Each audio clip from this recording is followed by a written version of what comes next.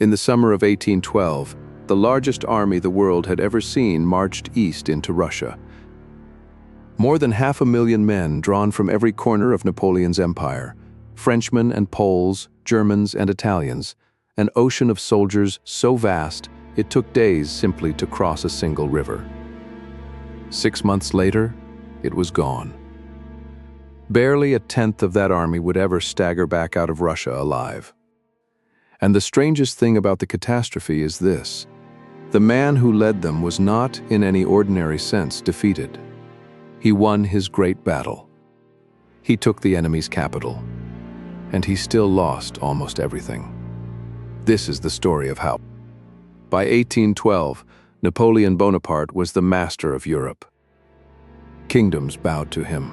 His own relatives sat on foreign thrones, and only one great enemy still held out: Britain, safe behind the sea. Unable to invade her, Napoleon had tried to strangle her instead, forbidding all of Europe to trade with the British. And it was working until one country broke ranks. Russia, whose young Tsar, Alexander, quietly reopened his ports. To Napoleon that could not stand. If Russia would not obey, then Russia would be made to. So he assembled the greatest army in history and led it to the Russian frontier, certain that one crushing campaign would bring the Tsar to his knees before the year was out. He crossed the border in June, and almost at once, something felt wrong. The Russians would not fight. Napoleon had built his entire career on the decisive battle: draw the enemy into one great clash, break him, and dictate the peace. But the Russian armies simply fell back, deeper and deeper into their own endless country, and as they went, they destroyed everything behind them. They burned the crops in the fields and the grain in the barns. They emptied the villages and put them to the torch. There was to be nothing left for the invaders to eat. And so the greatest army in the world marched on into a widening emptiness, chasing an enemy that would not turn and face it. And here, long before the first snow, the dying began. An army that size cannot carry everything it needs. It has to live off the land as it moves, and the land had been stripped bare. The heat was brutal, the roads choked with dust, the water foul.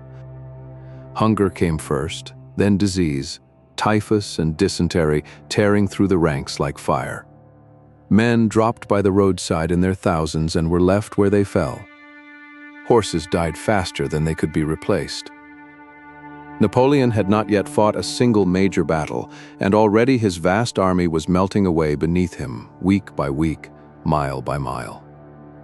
At last, in September, within reach of Moscow, the Russians turned to make their stand. The battle was fought near a village called Borodino, and it was the bloodiest single day of the entire age, a storm of cannon fire and cavalry and massed infantry that left tens of thousands of men dead and dying on one field before the sun went down. By evening, the Russians drew back, and Napoleon could call it a victory. But it was a hollow one. He had broken neither the Russian army nor its will. Once again, it slipped away to the east, battered but alive. The one great battle he had crossed a continent to fight had settled nothing. A week later, he had his prize. On September 14th, Napoleon entered Moscow, the ancient heart of Russia, expecting what always came next: the envoys, the terms, the surrender. Instead, he found a ghost. The city had been all but abandoned. The streets stood silent. And then, that very night, Moscow began to burn. Fires broke out across the city and spread until much of it was ash, set, it seems, by the Russians themselves, who would sooner destroy their holy city than hand it over whole. Napoleon had captured the capital of his enemy and been given a smoking ruin. For 5 weeks he lingered in the wreckage, writing to the Tsar, offering peace, waiting for an answer. Alexander never even replied. And that silence was the Tsar's masterstroke. Winter was coming, the burnt city could not feed an army, and Napoleon at last understood that he had won nothing at all. In October, he gave the order no one had believed he would ever give. He turned around and began the long march home. He tried to withdraw by a fresh road, through country his army had not yet ruined. But the Russians blocked him and forced him back onto the very road he had come in on, the road he himself had helped strip bare. There was little left along it now but the frozen dead of the advance. Then the Russian winter came down on them, and it came early. The temperature fell and kept falling past freezing and far, far below it. Men who had marched in for a summer war now stumbled through snow in rags, their boots rotting, their faces blackened with frostbite. They froze as they walked and dropped and did not get up. The horses died in their thousands, so the guns and the wagons were abandoned, and with them the last of the food. Discipline dissolved. The proud Grande Armée became a shuffling column of starving men, miles long, while Cossack horsemen circled its edges like wolves and cut down the stragglers. Some of the living, it is said, took to feeding on the dead.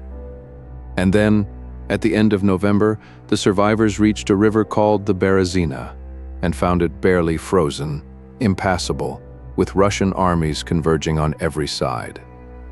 It should have been the end of them.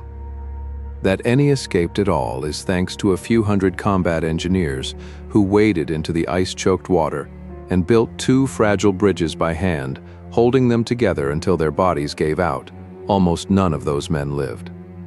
Across those bridges, the remnants of the army stumbled to the far bank. But when the Russians finally broke through, the bridges were set alight, and thousands of stragglers still waiting to cross were trapped on the wrong side, to be cut down or drowned or frozen where they stood. To this day in France, the word Berezina simply means a total catastrophe. As for Napoleon himself, he left. In early December, with the army he had led into Russia all but gone, he handed over command, climbed into a sleigh, and raced ahead in disguise across the frozen continent toward Paris. His throne was in danger, and there were fresh armies to raise. Behind him, the last of his men were still dying in the snow. When the final stragglers crossed back over the border that December, the counting began, and the scale of it was almost beyond belief. Of the more than 500,000 men who had marched into Russia 6 months earlier, only a fraction came out, by most reckonings, barely a tenth. An entire army, the greatest ever assembled, had simply vanished into the Russian distance. And here's the cruel heart of it. Napoleon had not been beaten the way conquerors are usually beaten. He had won at Borodino. He had taken Moscow. No enemy general had truly outfought him. He had been defeated by the sheer vastness of Russia, by a winter he had refused to fear, and above all by his own unshakable certainty that an emperor like Alexander would, in the end, simply have to surrender. He had staked everything on that belief, and the belief was wrong. The man who had beaten every army in Europe was broken at last, not by a better soldier, but by his own conviction that he could not be. And Europe was watching. Within 2 years, the enemies he had crushed and humbled rose together, marched on Paris, and pulled him down from his throne. The empire did not end in the Russian snow, but that is where it began to die.